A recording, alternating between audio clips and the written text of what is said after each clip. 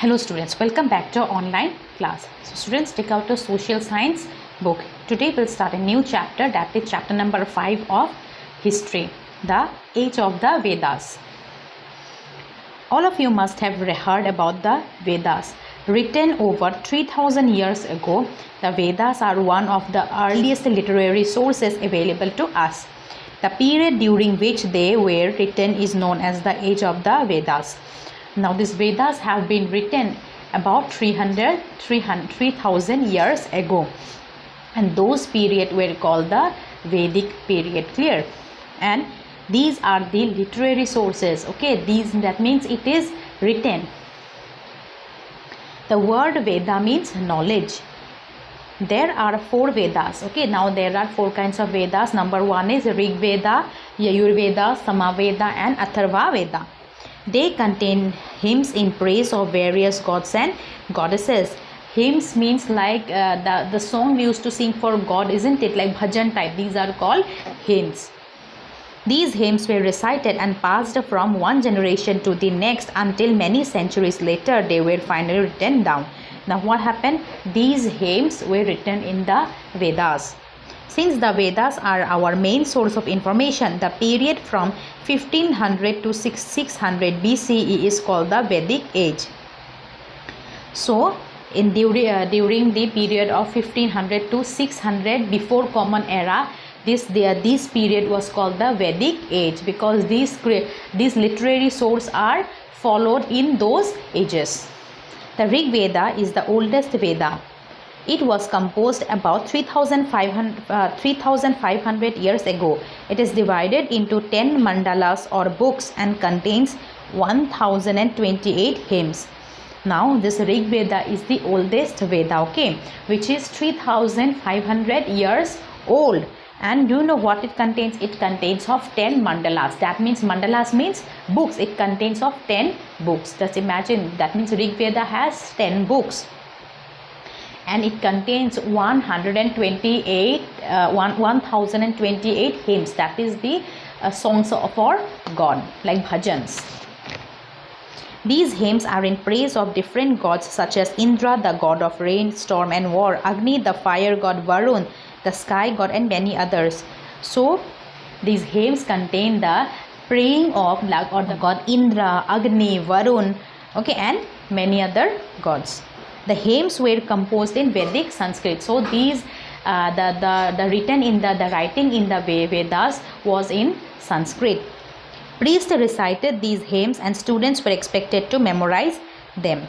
Okay, now these priests, they used to recite, like we used to recite poem, isn't it? And the students also learned these hymns. Hymn means a song for praise or worship.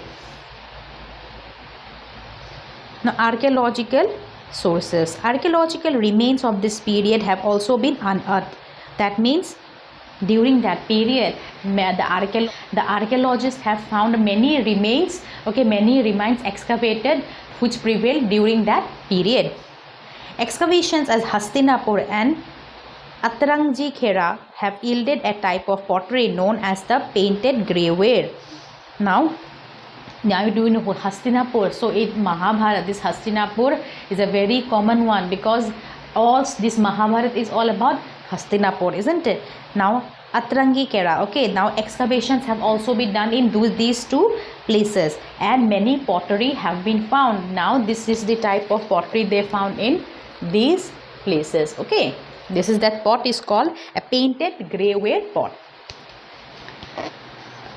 Another type of pottery called black and red ware has also been found from many places in the Ganga Valley. Now another type of pot has also been excavated during of those period, which is known as the black and red ware pot near the Ganga Valley. These 2 types of pottery tell us about the life of the people who composed the Vedas. These people are generally referred to as the Aryans. So these pots, they can tell us about the life of the people, okay, who have composed, who have written these Vedas. And those peoples were known at that time, what those peoples were known as Aryans. Now daily life. People were divided into numerous tribes. That means tribes means janas. Now remember this, jana. Now you will be getting this jana, mahajanapada, okay. Tribe means Jana, tribes. Each tribe settled in a particular area which consisted of many villages. Each tribe has a king which is called Rajan or the chief. In the Mahabharata, the king were told as Rajan, isn't it? So in the same way, this tribe has a king who is known as Rajan or the chief, who was selected for his bravery. And how his selection is done? His selection is done on the basis of his bravery. That means who are courageous and those who are brave to fought enough in the war.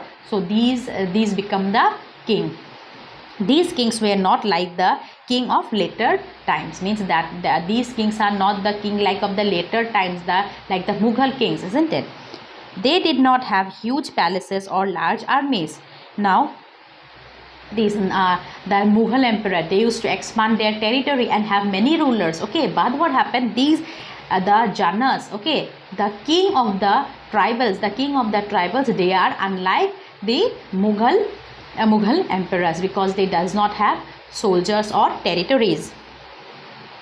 They stay in a small area. There were two assemblies, the Sabha and the Samiti, okay.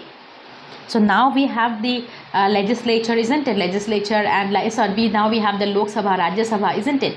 At that time also it had two assemblies, okay. One is Sabha and another is Samiti. The Sabha was an assembly of probably the elders and important people. The Samiti was a general assembly, probably a gathering of members of every family of the Jana. That means, what is the difference between Sabha and Samiti? Now it is an assembly, okay. Sabha is an assembly of only the elders and important people, remember, okay. Now what is Sabha? Sabha is an assembly of elders and the only important people, remember, okay, not the other members.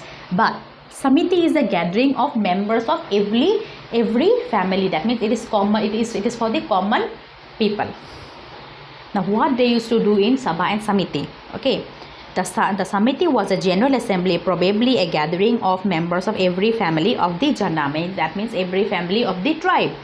People attended these assemblies and discussed issues, because people are having certain issues. These people used to discuss issues in the Sabha, okay. The Samitis is used to discuss their issues which is going on in their area in the Sabha, which is consisted of elders and important people, like the Panchayat. You have gone with your father to attend Samiti meeting. What are the issues that have been discussed? So they asked in the text that your father must have taken you to the Samiti. What issues have been raised? So these have been asked to you. Cattle and horses were very important to the people. We know this from the Rig Veda, which contains many hymns asking gods to bless people with cattle and horses. So at that point of time, these cattle and horses were very important for the people. Why? Because these are the only animals by which they used to ride and go to war. And this cattle used to give them dairy products and for meat to eat. We know this from the Rig Veda itself. Rig Veda. Now in the Rig Veda, which contains that we are praying, okay, we are praying for our well-being. But what happened? People at that time, they pray for cattle and horses. That yes, God give me cattle and horses, so I might can expand. So I might can rise. Each household had a number of cows. Dairy products such as butter and ghee were popular. Sura was a type of liquor which was drunk on common festive occasions. Another popular drink was soma, which was prepared from milk and juice of rare plant that grew on mountains. People drank it during special religious ceremonies. Now each house has many cows. Why? As I told you, for dairy products like ghee, butter, okay. And what happened? That there prevailed two sources of liquor. They used to produce sura, okay, sura and soma, where the people used to drink in the special occasions. Horses were important because they were yoked to chariots that were used in battle, and that is why horses were important. Why? Because the chariots, that's not Rath, it is run by whom? It is run by the horses. In the battlefield, most battles were fought for cattle, horses and land. See, Now what in the during the Mughal period, or in the during our King Ashoka's period, why they were battling against each other to expand their territory, isn't it? But at that period of time, why they used to fight for the only for the acquiring of the cattle and horses and land. People performed sacrifices and made offerings to different gods. The priests who performed these rituals and sacrifices were given cows, horses, gold and cloth as gifts. The king performed sacrifices in which the common people also participated. In course of time, rituals became so important that every important event was preceded by an elaborate ritual. Now what happened? Now the priest, now this priest used to perform, okay, that means the saints, they used to perform these rituals of sacrifices by what the king made, okay. And in lieu of that, these priests are getting cows, horses, gold, okay. And with the passage of times, these rituals were becoming very important. Now coming to occupations. Agriculture and cattle rearing were the main occupations. Other common occupations were chariot making, pottery making, weaving, jewelry making, metal work, carpentry, tanning and fishing. So what were the occupations what were the occupations in the Vedic period? It was agriculture, then domestication of animal, then chariot making, that means making of raths, okay, then pottery making, then weaving, that weaving means making handlooms with hand, okay, then jewelry making, metal work, then carpentry. So these are some of the occupations. Many people were priests. Besides conducting religious ceremonies, priests also acted as teachers and doctors.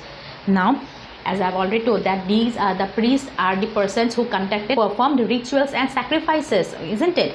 Okay, now, but the priests also used to acted as teachers and doctors, okay, like their gurus. They passed on the knowledge of the Vedas to the children. So being the guru, the children used to gain knowledge of the Vedas from the priest. They also had considerable knowledge about medicinal herbs and plants. Whenever someone fell ill, the priest acted as doctors. Now this priest had very much knowledge about these medicinal herbs and plants. So when anyone falls ill, then these persons used to come to the priest to recover.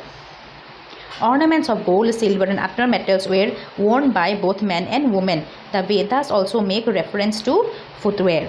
See, that time also what happened, there were footwears worn by both men and women.